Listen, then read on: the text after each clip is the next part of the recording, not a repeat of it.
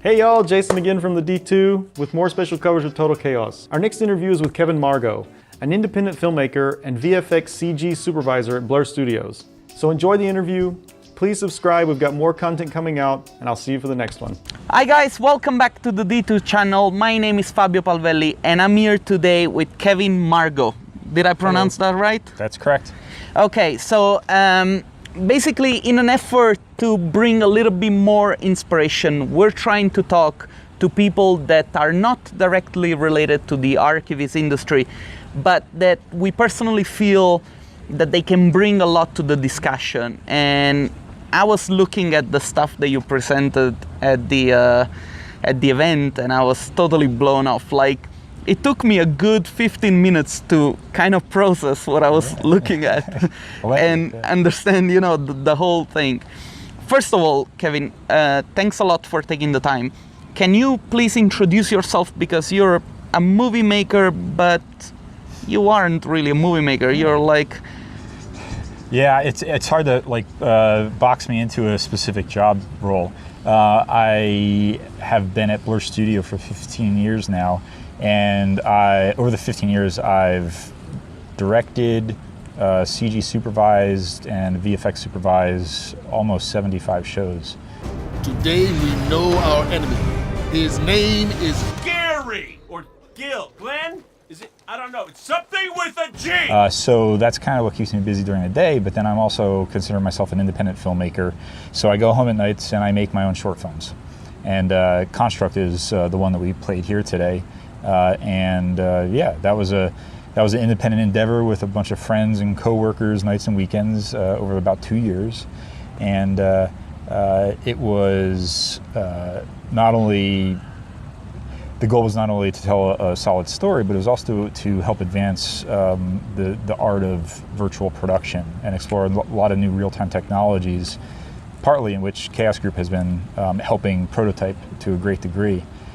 So it was a two-pronged approach to explore the technology component to help advance the way films can be made, and then to just tell a good story. This is very interesting for me because one of the things that we discuss very often on our channels is, you know, how do you make the transition from one typology of work, say, you know, directing in a studio, to doing your own thing? And yes. You now do only your thing, right? No, I'm still at Blur doing my own thing, or doing Blur's thing. But you want to have kind of like a curiosity of the world, and when there are potential new workflows or avenues of exploration that pique your curiosity, like follow those. And I've always found that I tend to kind of learn the most and the fastest when I'm focusing my energies on things that are just captivating to me. So, along the way, like for instance, let's take Construct for instance. Okay, I wanted to make this short film, but like to get from like the starting point A to the finish line Z, there's a lot of steps in between that you have to kind of learn and teach yourself. But Construct is in large part a bunch of robots fighting in a housing development that's under construction. So, for instance, when we were going to choreograph the fight sequence, we always want, when you're doing fight sequences, you don't want just two guys standing in the center of a space just throwing punches at each other. You want to have the fight be completely intermixed and relate to the environment that they're fighting in. So, here is this. The setting was a half-built, half-constructed suburban home.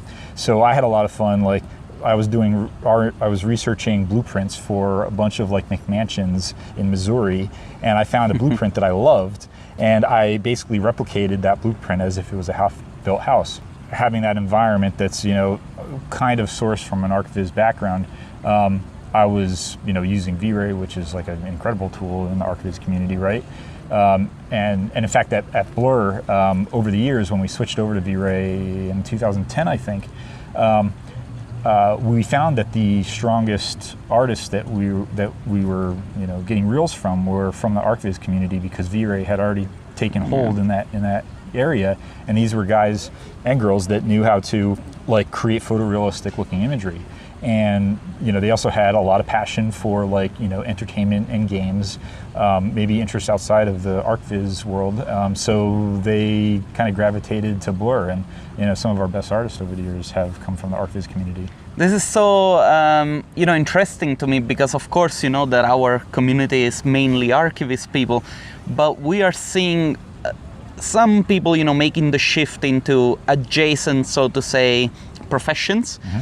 And they're doing it very successfully because they acquire a bunch of tools, they learn, and they start really becoming like generalists, and they start with one thing and they end up.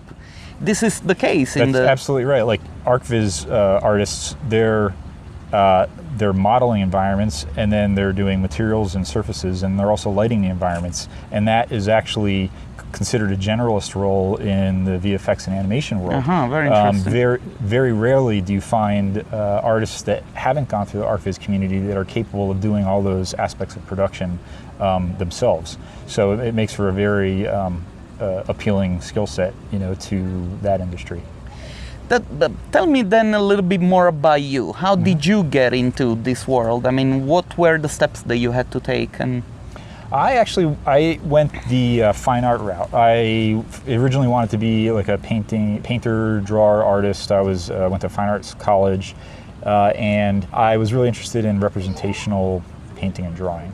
And eventually I got into computer graphics, but when I did, I found that I was still creating imagery that was, more or less rooted in the real world. I was modeling, organic, realistic characters. I was trying to replicate natural settings or environments like around London architecture, for instance. Mm-hmm. So the desire to create a world that the artist could immerse themselves or lose themselves in as they were creating that content was something that was really appealing to me. It seems like in VR, a lot of these VR spaces, the space is trying to tell a story. It's like there's a lot of passive VR experiences, and it doesn't seem like there's no better artist or skill set to tell a story in a space than an architect, or somebody from the ArcViz community, because the buildings tell a story, and they're used to basically making or evoking an emotion in a viewer or somebody that's present in the space, like surrounded by the architecture. And actually, those are the works that end up being the most successful one when they, the artist manages to communicate something, Absolutely. Yeah. I mean, same with film and everything. It's absolutely. If you can pull their heartstrings, then, you've got them wrapped around your finger, I made a whole video about this, and people seem to love it. The only thing is that then the question raises, how do you tell a good story without falling into the banal, is it enough to just put a person there that is eating French fries or whatever? And then, Well, I mean, there's so many ways to do it, but I think there's some global concepts, global artistic principles that span any kind of medium. Contrast being one thing, I think, that in the situation you just described, okay, a guy eating French fries, not exciting, but a guy eating French fries and then a clown runs by and punches him in the face. There's a contrast of expectation there. And that applies to the film world, and that applies to anything that you're doing in architecture too. And when you're trying to do landscape architecture, it's about little interesting moments or places or locations or objects that just kind of bubble up amongst the ordinary or the expected, and that's what really kind of gets people's attention. And it, it's just human beings are used to, they want visual stimulus, and they're always looking and on the lookout for something new. And that's where the contrast element comes into play as an artistic principle to look to apply. I really like your take on this. I don't think that anybody has ever put it this way before. Well, it's not me. I'm basically sourcing Bruce Block, who has been in the film and animation world for decades, and he's a very insightful guy. And Bruce Block, The Art of Visual Storytelling, and specifically, that book relates to filmmaking. But again, these are global concepts that span all creative media. But you see, this is the reason why I encourage all the time people not to, especially from the archivist industry, not to take references from other architecture, but rather from things that influence us on a daily basis. Movies, or I don't know, pop culture. Sometimes it can help you telling a very good story, even if it's only a still image. One thing that you mentioned was VR. Now, there is this debate and a lot of skepticism about the implementation of VR, especially in things like a moving picture. Now, you have shown something that was very interesting to me, which was like, how do you go and edit something in VR and use the full potential of like... Yeah, I mean, that is, the medium is so new, people are discovering what works and what doesn't. One thing, so we took Construct, and it was a traditionally animated, like a 2D animated CG film, and we turned it into a 6-minute VR experience, telling the same, more or less, story. And yes, the first question was, how do you do editing in VR? If people can look anywhere they want, when you do a cut, how do you know if they're looking in the right place come the next shot? But little tips that we kind of started implementing was, okay, sure. Okay, well, first, let's slow down the cutting, the edit. Okay, so a traditional film these days, especially if it's like an action film, they're gonna have a new cut every like 1.5 to 2 seconds, okay? Yeah. But in VR, that's way too much. So you basically want to slow everything down. So maybe there's a shot cut every 10 to 15 seconds. Now, what happens when the camera does cut? Well, one thing that we implemented that we're finding is working really well is, okay, so you're in a shot, okay? You have the freedom to look anywhere you want. Maybe there's a general location where there's action unfolding, but let's say you get bored after 10 or 15 seconds of like watching these two people talk, and you're willing to just listen to them talk. So you start looking over here.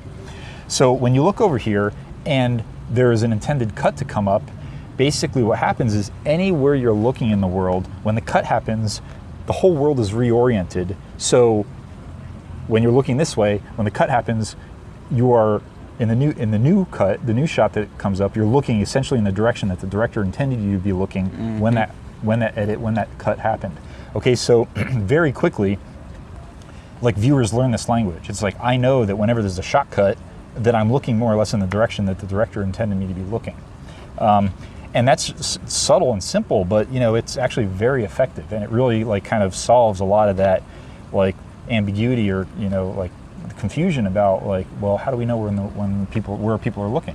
Well, let's just move the whole world around so wherever they're looking, like their attention is put right back where we want it to be. I understand.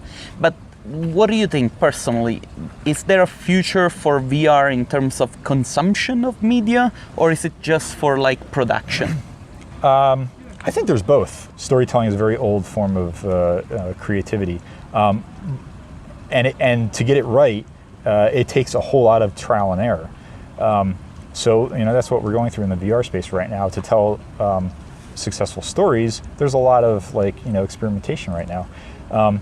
But there's also a lot of practical, functional application of VR in a production context, for instance. Another project that I'm developing in my free time is I'm exploring how to use VR as a virtual production productivity tool. Okay, so virtual production, there's various definitions, but really it's kind of like you're trying to replicate the live action way of creating films in a virtual space. Okay, so up until this point, a virtual space may have been a motion capture stage. Well, now with VR, you can put a VR headset on, and then you can be in the world, and then you can have virtual cameras in VR. And then you have virtual characters in the world. So basically, you've walked onto a virtual live action set. Yeah. Okay, and then it's a collaboration tool too. So your cinematographer, your production designer, your set designer can also jump into the same VR space in their own headsets, and you can communicate with each other and collaborate with each other over voice, and also by like directing them with like pointers or whatever, saying, hey, let's move the camera over there, or like let's take that tree and slide it over there. I think there's a ton of production benefit and possibilities embracing this kind of virtual collaborative space for any film that is going to like head towards a whole lot of VFX or fully animated films. I think it's going to become very prevalent in the future. Yeah, it totally makes sense. Kevin, you've been an inspiration. I really appreciate you taking the time. Right. Thanks for having me. I just wish that people from home had the chance to see your presentation because it was something remarkable. Well, maybe it'll be online soon. Oh, are they gonna put it online? I believe they might. Okay, this is great. The short film you might have to wait a little longer for. Okay. I'm keeping that close to my chest until so I'm they're ready gonna to release cut it out. Yeah. Guys, I really hope you find this talk inspirational. As always, thanks a lot for watching, and I'll see you next time.